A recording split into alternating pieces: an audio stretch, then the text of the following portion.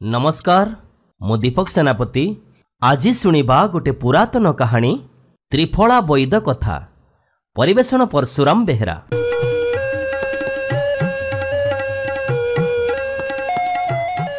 गोटे राइजर जने कविराज वैद थांती। से बड़ अमृत हस्ता। चारिआडे तांकरी नाँ डाक। से जाहाकू औषध दौथिले से निश्चित भल हो जाउथिले। क्रमे से बुढ़ा हो गले। तांकर गोटिए मात्र पुओ थिला। पुओटी भारी निर्बुद्धिया। पुओ को तांको परि जने वैद करिबा पई बहुत जत्न कले, मात्र सबु विफल हैला। कविराजे बड़ व्यस्त हेले। शेषकु मल्ला बेलकु पुओ को डाकिकी कहिले, अरे बाबू तोर तो पाठसाठ किछि हेलानी। एबे मु तते गोटे कथा कहूची, मो कथा मन देई सुन। जदि तू सेतिकी करि परिबु ताहले तू आराम रे खाई पी की जीवनटा सुखरे बितेई परिबु। पुओ पचारिला, मते कौन करने को हब कहूनांती बापा। बापा कहिले, शुणु त्रिफला कहिले हरिड़ा, बाहाड़ा आउ अँला ए तीनोटी फल को समान भागरे मिसेई गुंड करी बतुरेई की छाणी दबु। तापरे सेई जो पानी बाहरिबो ताकू पीले महा महा रोग आरोग्य हो जिवो। तू आउ किछि न करी जिए जो रोग पई तो पाखकु आसुना काईकी, तू खाली ताकू त्रिफला औषध दबु। एतिकी करि पारिले रोगीर रोग जीव, तू दी पैसा रोजगार करी खुशी रे रही परिबु। बापांग कथारे पुओ राजी हेला। बापा थाउ थाउ भी अनेक जगार से त्रिफला औषध व्यवहार करी भल फल पाइला।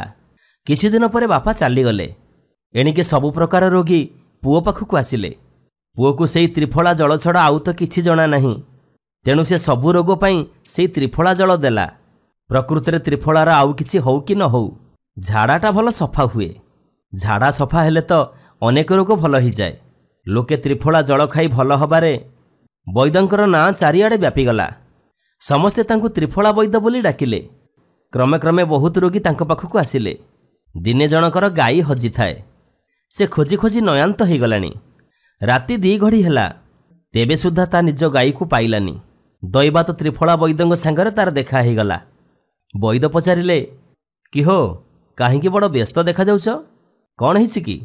लोकटी कहिला, व्यस्त कौन कि वैदे, मो गाईटा कुआडे गला मु ताकू खोजी खोजी पाउनी। सकाळ पहरु खोजी खोजी कि नयांत हो गलिनी। वैद तो केवल जानिचंती त्रिफला सबुठिकी पाए। तेणु कहिले, अच्छा एई कथा, तमे आदौ व्यस्त हुनी। मु पाने औषध दउची, खाई दियो। गाई आपे आपे आसी तम पाखरे पहुंची जीव। से लोकटी कहिला, हई हे वैदे, औषध खाइले हजिला गाई मिली जीव, ये तो बड़ आश्चर्य कथा। मो कान उठिला दिनरु तो एक कथा मु कोठी सुनिनी। वैद कहिले, अरे बाबा तू आगे व्यवहार करी देखे, खाई देखे कौन होउची, संभव कि असंभव तू पर जानी परिबुनी।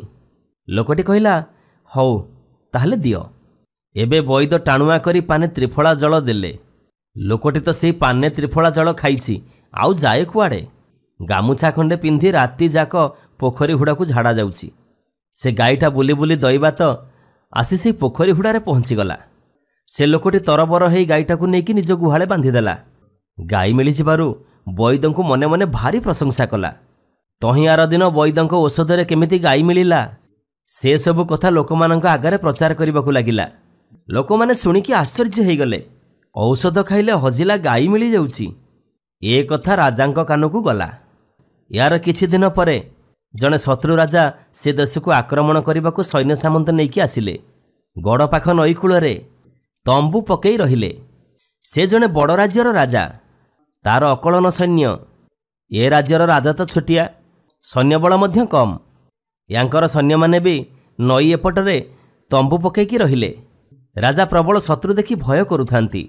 मंत्री को उपाय पचारिले। मंत्री कहिले, मते किछि उपाय दिसुनी। आम राजवैद्य को थरे डाकिकी पचरा जाऊ, हुए तो ताकू किछि उपाय जणा थिबो।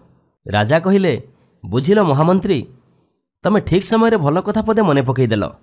तमे शुणिछ आम वैद्यराजंकर गुण, तांको औषध खाइले हजिला गाई भी मिली जिवो। मंत्री कहिले, आज्ञा ये कथा काहाकू अछपा अछि, सेइथिपाई परा मु कहूछि आम राजवैद्य त्रिफला वैद्यंकु डका जाऊ। या परे वैद्यंकु डाकरा पड़िला। वैद्य जाई दरबार रे हाजर हेले। राजा कहिले, हे वैद्यभूषण, आमको बड़ विपद पड़िछि, आमे सेथिरु केमिति उद्धार हबा सेइथिपाई तमको डाकरा पड़िछि। वैद्य कहिले, आज्ञा की विपद? ପାନେ ପାନେ ଔଷଧରେ କୁଆଡ଼େ ଉଡ଼ିଯିବ ବିପଦ। ମଣିମା କ'ଣ ବିପଦ ପଡ଼ିଛି ମୋତେ ଆଗ କୁହନ୍ତୁ। ରାଜା କହିଲେ, ନଈ ଆର ପଟରେ ପ୍ରବଳ ଶତ୍ରୁ ତମ୍ବୁ ପକାଇ ସୈନ୍ୟ ସାମନ୍ତ ଧରିକି ରହିଲେଣି। କାଲି ନିଶ୍ଚୟ ଯୁଦ୍ଧ ହେବ। ଆମର ତ ଅଳ୍ପ ସୈନ୍ୟ, ତାଙ୍କୁ ଜିଣିଲା ପରି ବୁଦ୍ଧି ଦିଶୁନି ଆମକୁ। ଏ ରାଜ୍ୟ ଖଣ୍ଡକ ନିଶ୍ଚୟ ଯିବ, ଏ କଥା ମୋତେ ଜଳ ଜଳ ହେଇକି ଦିଶୁଛି। ୟାର ଉପାୟ କ'ଣ ଅଛି ମୋତେ ଟିକେ କୁହ। ବୈଦ୍ୟ କହିଲେ, ମହାରାଜ ଆପଣ କିଛି ଭୟ କରନ୍ତୁନି। ମୁଁ ଯେଉଁ ଔଷଧ ଦେଉଛି ସେଥିରୁ ପାନେ ପାନେ ସନ୍ଧ୍ୟାବେଳେ ଆମ ସୈନ୍ୟଙ୍କୁ ଦିଅନ୍ତୁ। ରାଜା ଏଥିରେ ସମ୍ମତି ହେଲେ। ବୈଦ୍ୟରାଜ ତ୍ରିଫଳା ଗୁଣ୍ଡ ଟାଣୁଆ କରି ପାନେ ପାନେ ସବୁ ସୈନ୍ୟଙ୍କୁ ଖୋଇଦେଲେ। ତାପରେ ଦେଖ ଖାଲି ମଜା। ସୈନ୍ୟଯାକ ଲୋଟା ଖଣ୍ଡେ ଖଣ୍ଡେ ଧରି ରାତିଯାକ ଝାଡ଼ା ଦୌଡ଼ିଲେ ନଈକୁ। କାହାର 5 ଥର ଝାଡ଼ା ତ କାହାର 10 ଥର ଝାଡ଼ା ତଲପ। ସୈନ୍ୟମାନେ ଖାଲି ନଈ କୂଳକୁ ଯାଉଥାନ୍ତି ଆସୁଥାନ୍ତି। ଏମିତି ରାତି ସାରା ଚାଲିଥାଏ। ଶତ୍ରୁପକ୍ଷ ଲୋକେ ଏତେ ଲୋକ ଝାଡ଼ା ଯିବାର ଦେଖି ଭାବିଲେ, ଏ ରାଜାର ଏତେ ସୈନ୍ୟ ଯେ ସୈନ୍ୟମାନେ ରାତି ସାରା ଝାଡ଼ା ଯାଉଛନ୍ତି। ଏ ସୈନ୍ୟମାନଙ୍କୁ ତ କଳି ହେଉନି। ଏ ରାଜାଙ୍କ ସାଙ୍ଗରେ ଯୁଦ୍ଧ କରି ତ ପାରି ହେବ ନାହିଁ। ତେବେ ଯୁଦ୍ଧ କରି ଗୁଡ଼ାଏ ସୈନ୍ୟ ମରେଇକି ଲାଭ କ'ଣ ହେବ? ୟା ଭାବି ରାତି ପାହିଲା ବେଳକୁ ସୈନ୍ୟ ସାମନ୍ତ ଘେନି ଶତ୍ରୁ ରାଜା ନିଜ ରାଜ୍ୟକୁ ପଳେଇଲେ। ଏ ଦେଶର ରାଜା ଶତ୍ରୁ ପଳେଇବାର ଖବର ପାଇ ବହୁତ ଖୁସି ହେଲେ। ସାଙ୍ଗେ ସାଙ୍ଗେ ରାଜବୈଦ୍ୟଙ୍କୁ ଡକା ହେଲା। ରାଜା ରାଜବୈଦ୍ୟଙ୍କୁ ବହୁତ ପ୍ରଶଂସା କଲେ। ପାଟ କୁଣ୍ଡଳ ଜମିବାଡ଼ି ସୁନାମୁଦି ପୁରସ୍କାର ଭାବରେ ଦେଲେ। ଏଥିରେ ବୈଦ୍ୟଙ୍କର ନାଁ ଦୂରଦୂରାନ୍ତରେ ବ୍ୟାପିଗଲା। ଏଣିକି ରାଜବୈଦ୍ୟ ମହାସୁଖରେ ରହିଲେ।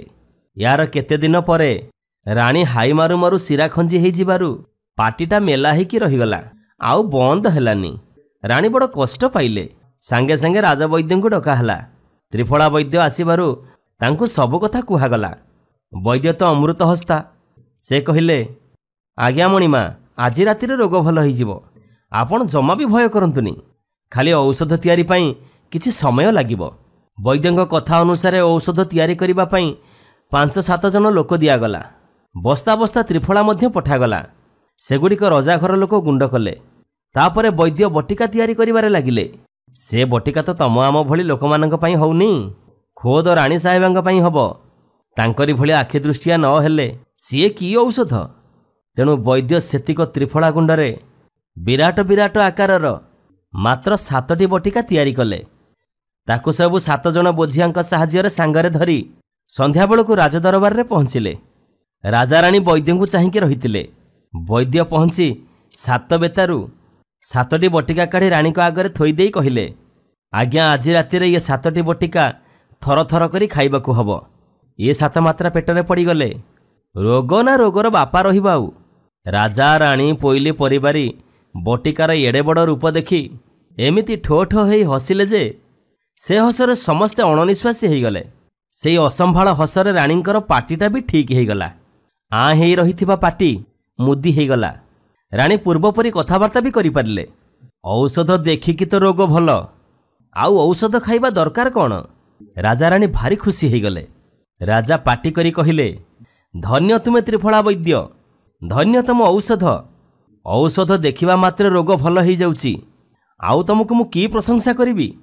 ୟାପରେ ରାଜା ତ୍ରିଫଳା ବୈଦ୍ୟଙ୍କୁ ବହୁତ ଧନରତ୍ନ ପୁରସ୍କାର ଦେଲେ।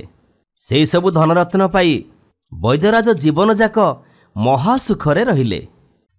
ନମସ୍କାର, ମୁଁ ପ୍ରଦୀପ ମଲ୍ଲିକ। ଆଜି ଶୁଣିବା ଏକ ପୁରାତନ କାହାଣୀ, ବ୍ରାହ୍ମଣର ଭାଗ୍ୟ। ପରିବେଷଣ ପରଶୁରାମ ବେହେରା।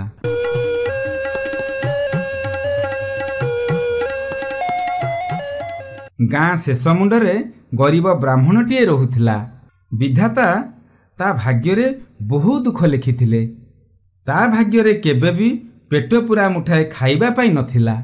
ବ୍ରାହ୍ମଣ ଯେତେବେଳେ ଖାଇବାକୁ ବସୁଥିଲା, ଠିକ୍ ଅଧାଖିଆ ବେଳେ କେହି ନା କେହି ଆସି ତା ଖାଇବାରେ ବାଧା ଉପୁଜାଉଥିଲା, ନତୁବା କିଛି ଗୋଟେ ଅଘଟଣ ଘଟୁଥିଲା, ଯାହାଫଳରେ ସେ ଆଉ ଖାଇପାରୁନଥିଲା।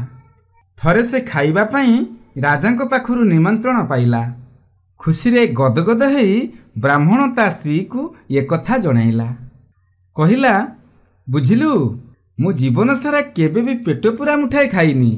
ଆଜି ମୋ ଭାଗ୍ୟ, ରାଜାଙ୍କ ଘରୁ ନିମନ୍ତ୍ରଣ ଆସିଛି। ବ୍ରାହ୍ମଣର ସ୍ତ୍ରୀ ଏକଥା ଶୁଣି ଖୁସି ମନରେ ବ୍ରାହ୍ମଣକୁ ନୂଆ ଲୁଗା ପିନ୍ଧାଇ ରାଜାଙ୍କ ଉଆସକୁ ପଠାଇଲା। ବାଟରେ ଯାଉ ଯାଉ ଡେରି ହୋଇଗଲା। ବ୍ରାହ୍ମଣ ସନ୍ଧ୍ୟାବେଳକୁ ରାଜାଙ୍କ ଉଆସରେ ଯାଇ ପହଞ୍ଚିଲା। ସେଠାରେ ବ୍ରାହ୍ମଣକୁ ଉଚିତ ରାଜକୀୟ ସମ୍ମାନ ଦିଆଗଲା ଏବଂ 100 ପ୍ରକାର ସୁସ୍ୱାଦୁ ଖାଦ୍ୟ ତା ପାଖରେ ପରସି ଦିଆଗଲା।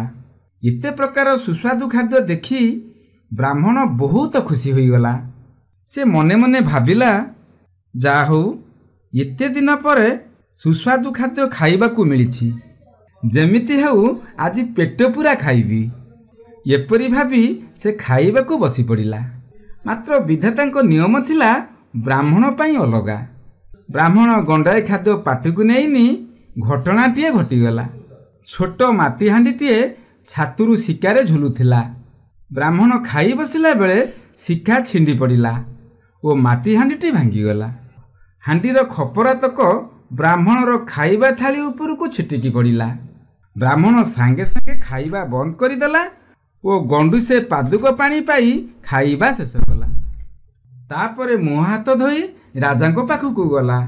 ରାଜା ତାକୁ ସସମ୍ମାନେ ପଚାରିଲେ, ବ୍ରାହ୍ମଣ ମହାଶୟ, ଆପଣ ଭୋଜନରେ ସନ୍ତୁଷ୍ଟ ତ? ଏକଥା ଶୁଣି ବ୍ରାହ୍ମଣ ମନ ଦୁଃଖରେ କହିଲା, ମହାରାଜ, ଆପଣଙ୍କ ସେବାରେ ମୁଁ ସନ୍ତୁଷ୍ଟ। ମାତ୍ର ମୋ ନିଜ ଭାଗ୍ୟ ଦୋଷରୁ ମୁଁ ପୂରା ଆହାର କରିପାରିଲିନି। ରାଜା ଏହାର କାରଣ ପୁଛା କରନ୍ତେ ବ୍ରାହ୍ମଣ ସମସ୍ତ ଘଟଣା ଆମୂଳଚୂଳ ବର୍ଣ୍ଣନା କଲା। ସବୁ ଶୁଣି ରାଜା ରାଗରେ ନିଆଁବାଣ ହୋଇଗଲେ। ଚାକର ପୂଜାରୀଙ୍କୁ ଡାକି ବହୁତ ଗାଳି ଫଜିତ କଲେ ଏବଂ ବ୍ରାହ୍ମଣକୁ ଅନୁରୋଧ କରି କହିଲେ, ମହାଶୟ, ଆଜି ରାତିକ ଆପଣ ମୋର ଆତିଥ୍ୟ ଗ୍ରହଣ କରନ୍ତୁ। କାଲି ଦିନରେ ମୁଁ ନିଜ ହାତରେ ଖାଦ୍ୟ ପ୍ରସ୍ତୁତ କରି ଆପଣଙ୍କୁ ପରସିବି।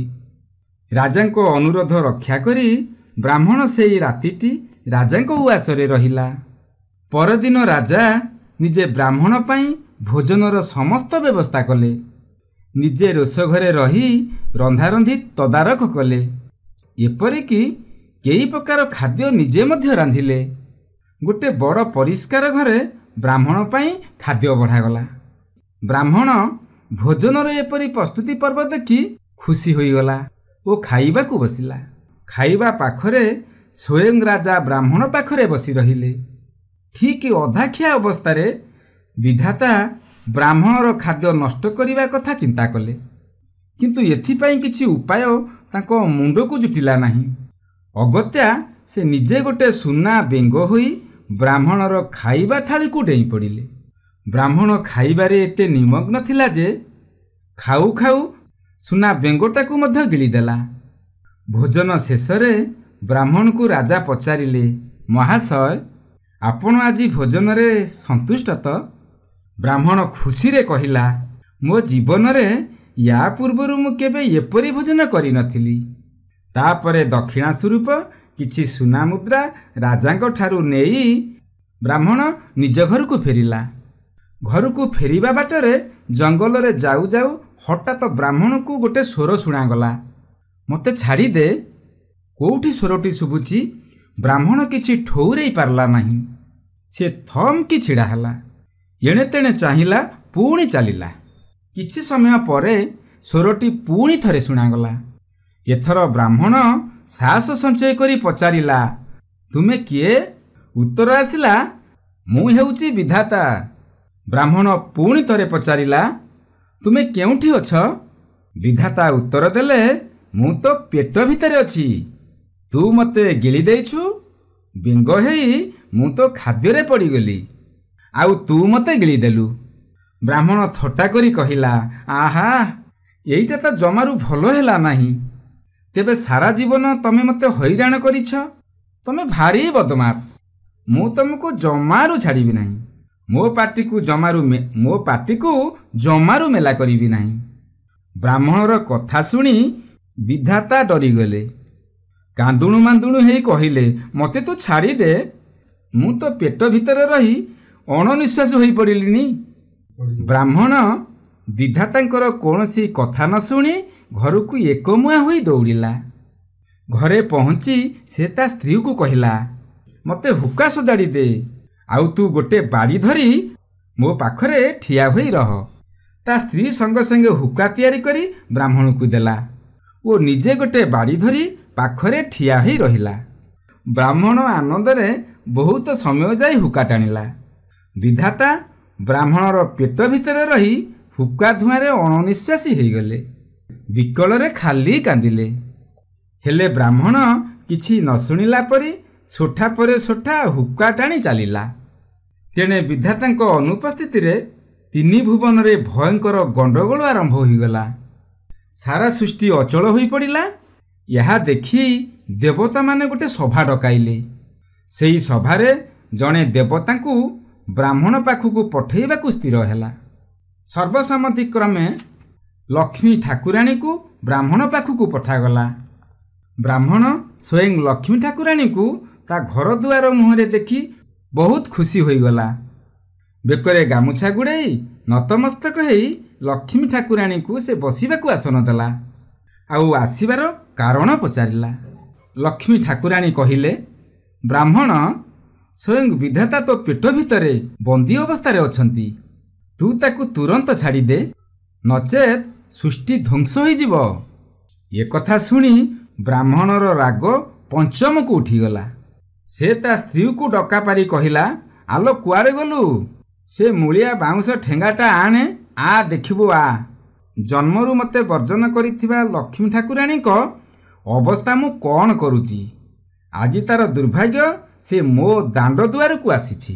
ଏକଥା ଶୁଣି ଲକ୍ଷ୍ମୀ ଠାକୁରାଣୀ ଛାନିଆରେ ସେ ସ୍ଥାନ ଛାଡ଼ି ଅନ୍ୟତ୍ର ପଳାଇଗଲେ। ସ୍ୱର୍ଗପୁରକୁ ଫେରିଯାଇ ଦେବତାମାନଙ୍କୁ ସବୁ କଥା କହିଲେ। ଦେବତାମାନଙ୍କ ଭିତରେ ପୁଣି ଭାଳେଣି ପଡ଼ିଲା। ବହୁ ବିଚାର ବିମର୍ଶ ପରେ ସରସ୍ୱତୀଙ୍କୁ ବ୍ରାହ୍ମଣ ପାଖକୁ ପଠାଗଲା। ସରସ୍ୱତୀଙ୍କୁ ନିଜ ଦାଣ୍ଡ ଦୁଆରେ ଦେଖି ବ୍ରାହ୍ମଣ ବସିବାକୁ ଆସନ ଦେଲା ଓ ଆସିବାର କାରଣ ପଚାରିଲା। ସରସ୍ୱତୀ ମଧ୍ୟ ଲକ୍ଷ୍ମୀଙ୍କ ପରି ବିଧାତାଙ୍କୁ ତା ପେଟ ଭିତରୁ ଛାଡ଼ିଦେବା ପାଇଁ ଅନୁରୋଧ କଲେ। ବ୍ରାହ୍ମଣ ତ ଆହୁରି ଚାଲାକ। ସେ ପୂର୍ବ ପରି ବଡ଼ ପାଟିରେ ଚିତ୍କାର କରି ସ୍ତ୍ରୀକୁ ଡାକିଲା। କହିଲା, ଆଉ ଡେରି କରନା, ଶୀଘ୍ର ବାଡ଼ିଟା ଆଣ। ପିଲାବେଳେ ସରସ୍ୱତୀ ମୋତେ 2 ଅକ୍ଷର ପାଠ ଦେଲାନି। ଏବେ ଆସିଛି ମୋ ଦୁଆରକୁ ବିଧାତାକୁ ମୁକୁଳେଇବ। ଏ ଜ୍ଞାନର ଦେବୀକୁ ମୁଁ ଆଜି ସାବାଡ଼ କରିଦେବି। ଲକ୍ଷ୍ମୀ ଠାକୁରାଣୀଙ୍କ ପରି ସରସ୍ୱତୀ ମଧ୍ୟ ଛାନିଆରେ ତା ଦାଣ୍ଡରୁ ପଳାଇଗଲେ। ଶେଷରେ ଦେବତାମାନେ ଶିବଙ୍କୁ ବ୍ରାହ୍ମଣ ପାଖକୁ ପଠାଇବାକୁ ମନସ୍ଥ କଲେ। କାରଣ ବ୍ରାହ୍ମଣ ଥିଲା ଶିବଙ୍କର ଭକ୍ତ। ସେ ନୀତି ଶିବଙ୍କୁ ଆଗ ଭକ୍ତିର ସହ ପୂଜା କରୁଥିଲା, ତାପରେ ଯାଇ ଜଳ ଗ୍ରହଣ କରୁଥିଲା। ବ୍ରାହ୍ମଣ ସ୍ୱୟଂ ଶିବକୁ ନିଜ ଦୁଆର ମୁହଁରେ ଦେଖି ଭକ୍ତିରେ ଗଦଗଦ ହୋଇପଡ଼ିଲା।